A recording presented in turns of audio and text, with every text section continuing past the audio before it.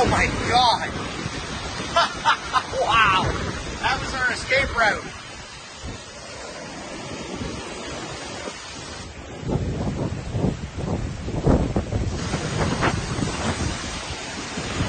Well, here just last night, and now most of the village that we're in has lost all of the palapas, tables, chairs, and everything that was on the ocean because of this flash flooding that's happening.